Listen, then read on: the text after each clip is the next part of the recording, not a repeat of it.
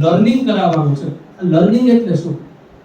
એક બહુ મોટો ચોર હતો અને એનો દીકરો, આમે દીકરો હોય બાપાથી પ્રભાવિત થાય એટલે દીકરો કે બાપા મારે તમારી જેવો ચોર બનવો છે. એટલે બાપા કે કાઈ વાંધો નહીં, તારે ચોર બનવું છે ને તને ચોર બનાવીશ, પણ હજી સમય નથી. એટલે ઓલો છોકરો છે ત્યાં થનગનાટ હતો કે હું ક્યારે ચોર બનું.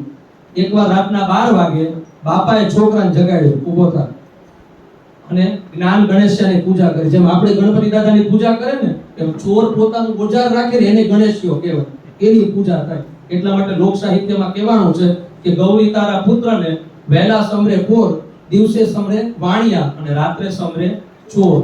એટલે જ્ઞાન ગણેશની પૂજા કરી અને જાય છે હવે ખાતર પાડવા માટે. છોકરો સાથે છે.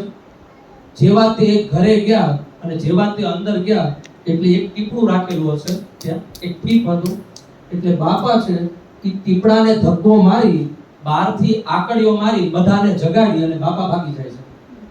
હવે તમે વિચાર કરો કે ઓલા છોકરાની શું હાલત હશે, હાર્ટ બીટ વધી ગઈ, શું કરવું? એટલે હવે જો લર્નિંગ ટુ લર્નની પ્રોસેસ જે થશે ને એ લર્નિંગ ટુ લર્નની પ્રોસેસ છે એ શરૂ થશે. છોકરો તો 2 કલાક તો કંઈક સંતાઈ જ જાય છે પીઠમાં અને પછી બધા સૂઈ જાય છે એટલે ધીમે ધીમે બહાર નીકળે છે. ભાગવાની પ્રેક્ટિસ હોતી નથી એટલે ભાગવાનો પ્રયાસ કરે છે. બધા જાગે છે, બધા એ છોકરાની પાછળ કુવાની પાછળ સંતાઈ જાય છે, આખી રાત કાઢે છે અને જેમ તેમ કરી અને ઘરે પહોંચે છે. બાપા તો એ મોડથી સૂતા હોય છે. હવે વિચાર કરો કેવી હાલત હશે. બાપાને જગાડીને કહે છે કે આમ હોય એટલે બાપા ત્યારે છે ને પીઠ થાપડે છે કે બેટા તું ચોરી શીખી ગયો. It's called learning to learn.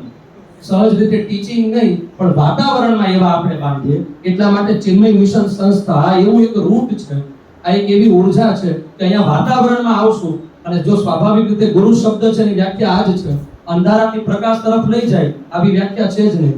જે અંધારાને રોકે, ગુકારઃ અંધકારઃ સ્યાત્ ઋકારઃ તન નિરોધકઃ. પ્રકાશ સ્વયં શિષ્યએ શોધવાનો છે. એટલે આ વાતાવરણમાં સહજ પ્રકાશ શોધશે તો સહજ રીતે આ જે લર્નિંગની પ્રોસેસ છે એ સહજ રીતે પૂરી થશે. આમ પણ ચિન્મયભાઈ